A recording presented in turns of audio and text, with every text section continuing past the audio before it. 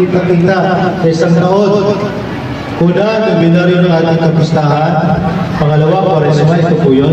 At yung pangatlo, ay bago magpasko, kita-kits ulit tayo.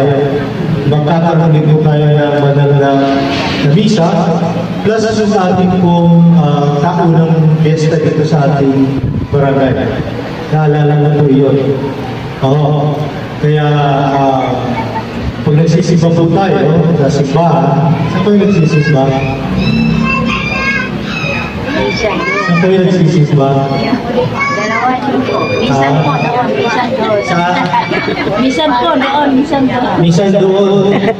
Minsan sa Malabon, minsan sa Valenzuela. Opo. Kahit saan po naman nagsisimba, pag nagsisimba po tayo, medyo formal, di ba? May kanta, may set up, ganyan. Itong sa barangay ay mas personal. Kasi nakikita ko yun ng malapitan. Okay? Si Father, sa simbahan, nasa altar, nandun siya. Dito ngayon ay nalalamitan ko po kayo. So more personally, nakikita ko po kayo ngayon. So kita-kita ko po ang mga mukha natin. Nakikita ko po rito kung sino lang po rito may suot na isang ikaw. Ayan, ginagawa na sila. Kinapati nila ng mga nila. Ito, malala. Sapagkat kita-kita ko rin po kung sino sa siya rito ang isa lang kilay. Baka may nakalimutan mo kayo maglagay ng kilay. Okay. Tayo ay nagpapasalamat sa Panginoon sa paghahanda. Next week o bukas, sa linggo, ay linggo na ng palaspas. Sabihin tayo ay pumapasok sa pinakamahalagang pagdiriwang ng buong tao, which is the tinatawag na Paschal Triduum, Huwebes Santo, Biyernes Santo, at Sabado de Gloria or Linggo ng muling pagkabuhay. Mga kapatid, ang pagdiriwang na ito ay isa lang. Para sa kape, 3 in 1. 3 in 1. Okay? Ibig sabihin, pag nasimba ka sa Huwebes Santo at hindi ka nagsimba doon sa Biyernes Santo, matabang ang iyong araw. Kaya pag-isipan nyo na ho na mag-schedule ng inyo po na nagsisigarilyo po, pwede po pakitigil kung sino man po kayo. Opo. Sandali lang po. Mamaya lang mag-iosay. Opo.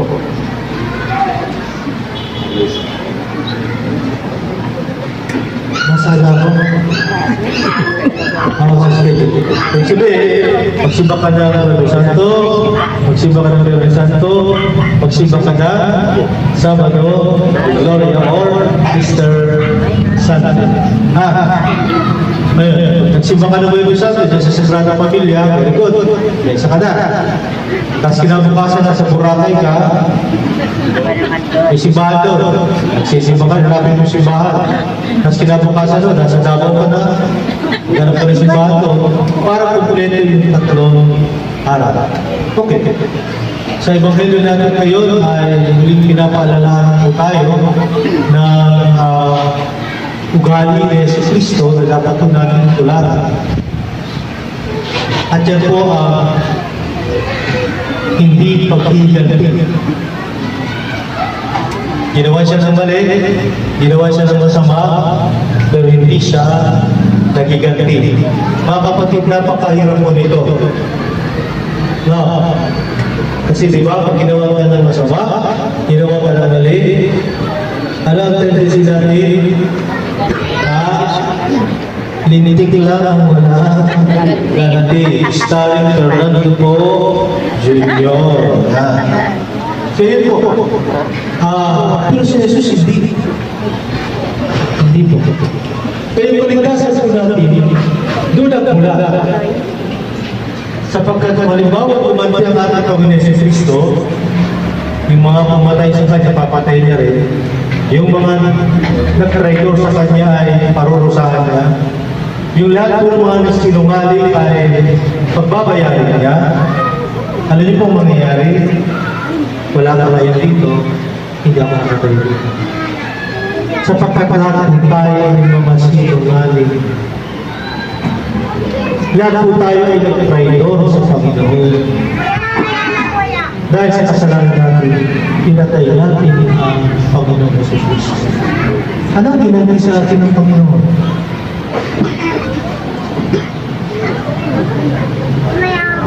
Ano ginagawa? Kaya may nagtatanong, nasaan daw si Judas Iscariote? Kilala niyo si Judas Iscariote? Kilala niyo po? Kilala niyo kung taga-saan sila? Saan si Judas Iscariote? Alam saan? Ano nasa Barangay 777? Susubok ko yung 777. Nasa si Judas Iscariote. Kasi alam na, si Judas Iscariote, kaibigan ni Jesus, alagad niya pa. Tapos kinedit pa siya. Pinagkasulo. At sabi po sa Bible, nagpatuwakal si Judas Iscariote kasi hindi niya matanggap yung kanyang ginawa sa kanyang kaibigan.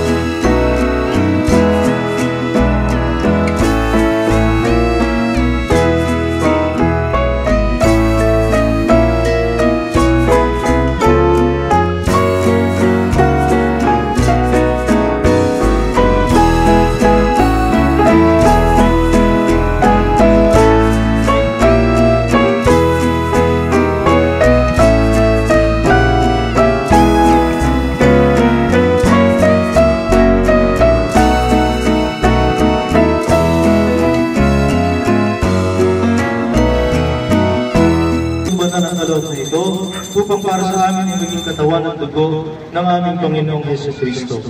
Bago niya pinag-iis ang pusong loob na maging handog, hinawakan niyang tinapay, pinasalamatan kaniya, pinaghati-hati niya iyon, iniabot sa kanyang mga alagad at sinabi, tanggapin ninyong lahat ito at kanin, ito ang aming katawan na ihahandog para sa inyo.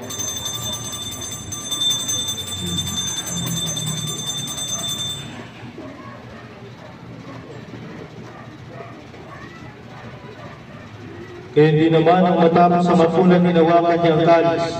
Muli kanyang pinasalamatan, iniabot niyang kalis sa kanyang mga alagad at sinabi, tanggapin ninyong lahat ito at inumin, ito ang kalis ng aking dugo, ng bago at walang hanggang tipan.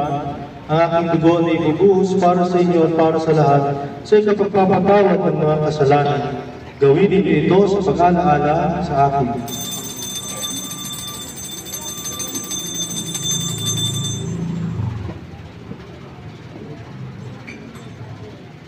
Ipagbunyi natin ang misteryo ng pananampalataya. Sa krus mo ay pagkabuhay, kami na tubos mong bunay. Poong Jesus, maraming mahal, iligtas mo kami lahat.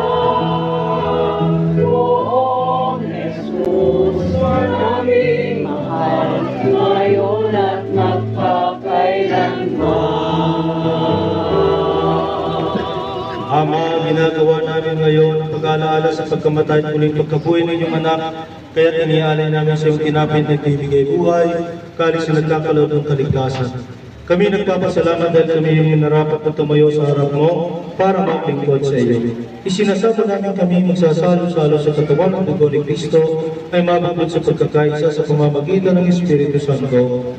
Ama, lingapin mo ang iyong simbahang laganap sa buong daigdig, kuskusin mo kami sa pag-ibig, kay San Francisco naming Papa at Jose naming Obispo at ng Tanang Kaparihan. Alahanin mo rin mga kapatid namin na imlayin na may pag-asang sila muling mabubuhay, gayon din ang lahat ng mga pumanaw, kaawaan mo silang patuloyin sa iyong kaliwanagan, kaawaan mo pag-indapatin kami lahat ng mga kasalo sa iyong buhay na walang wakas, kaysa ng mga Nabiring Maria na ina ng Diyos sa kanyang kabiyak ng puso si San Jose, kaysa ng mga apostol at lahat ng mga banal na nabuhay dito sa daigdig ng kalugod sa iyo. May pagdibong nawa namin ang pagpupuri sa ikararangal mo sa pamamagitan ng anak naming Panginoong Yesus Kristo. Sa pamamagitan ni Kristo kasama niya at sa Kanya, ang lahat ng parangal at papuri sa iyo Diyos amang makapangyarihan, kasama ng Espiritu Santo, magpasawalang hanggan.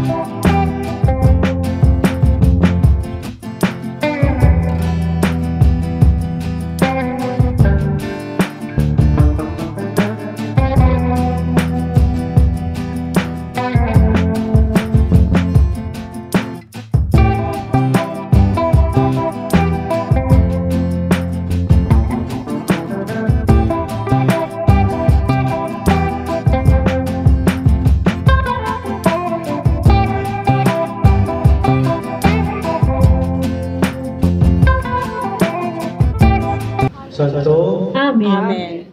tinubos kayo ng Panginoon mula sa kasalanan, gawa na nawa kayo ng kagalingan, lakas at kaligtasan. Amen. Magsiupo na po tayo.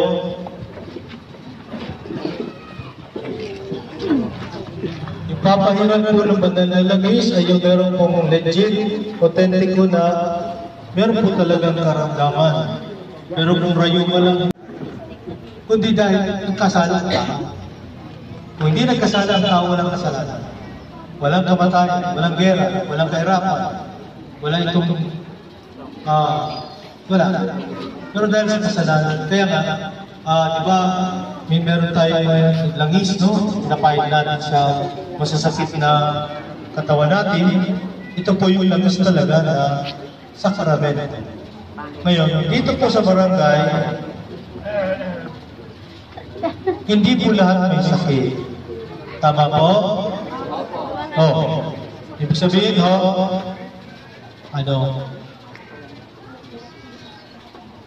hindi lahat po magpapapayag ng langis. Hindi po kasi ito bakuna.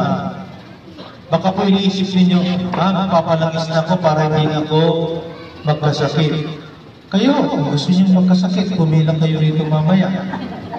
Advance nyo na ho, palangis na po kayo. Pero hindi po ito ang idea ng sakramento ito. Ngayon, yung hindi po makalapit dito, pupuntahan ko po. Okay? Hindi lahat ay may sakit dito sa ating barangay.